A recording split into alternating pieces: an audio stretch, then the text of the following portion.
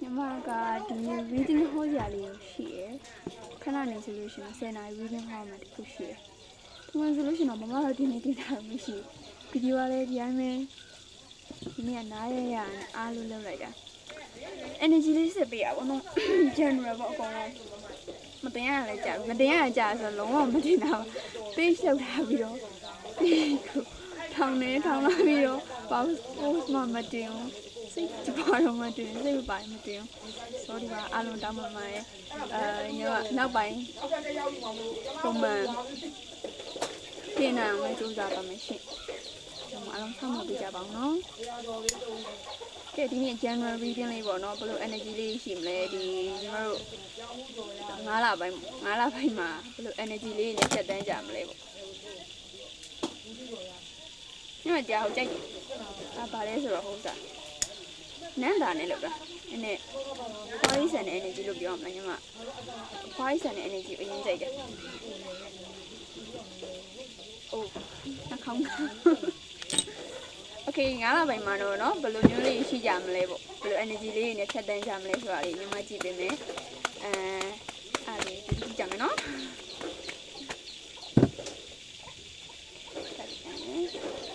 ဘယ်လို energy နဲ့ဖြတ်တန်းကြမလဲဆိုပြီးကြည့်ကြမယ်အော်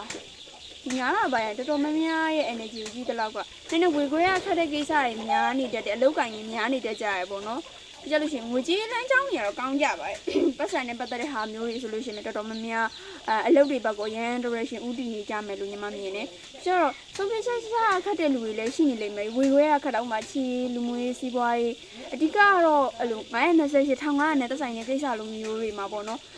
ဝေခွဲရခတ်တာမျိုးတွေဘာလို့လို့ရမှမသိရမျိုးသူတပြည့်ကတော့နှလုံးသားရအရင်နေနာကျင်နေကြမယ်အချိန်ခါလို့ပြောရမှာပေါ့နော်အဲ့ဆိုကိုရင်ပန်းနဲ့နာကျင်ပြီးတော့ချရတဲ့ဆုံးဖြတ်ချက်တွေဖြစ်တဲ့အတွက်ကြောင့်မို့လို့ကိုရှာသူရောကိုရောမနာကျင်မှုတို့ကဘယ်ဟာအကောင်းဆုံးဆုံးဖြတ်ချက်ဖြစ်မလဲဆိုပြီးတော့ရွေးချယ်ရတဲ့အချိန်ခါမျိုးလေးဖြစ်တာပေါ့နော်နောက်တစ်ခုကတော့ justice ဖြစ်တဲ့အတွက်ကြောင့်မို့လို့ညီမအနေနဲ့ဒီ reading လေးကိုပြောပြရမယ်ဆိုလို့ရှင်တော့ဒီသားမှာလူတော်များများက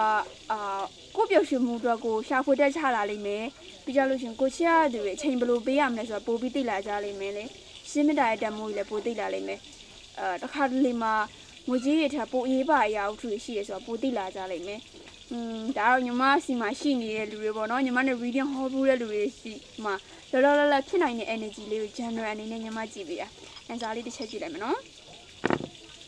ဟုတ်ပါစိတ်ခံစားချက်တွေကပျော်ရွှင်မှုတွေမိသားစုတွေဟုံးဆန်တဲ့ energy ကိုယ့်ရဲ့အိမ်ကိုပြန်ရှာဖွေကြမယ့် energy တွေပဲညီမခံစားမိပါတယ်ရှင်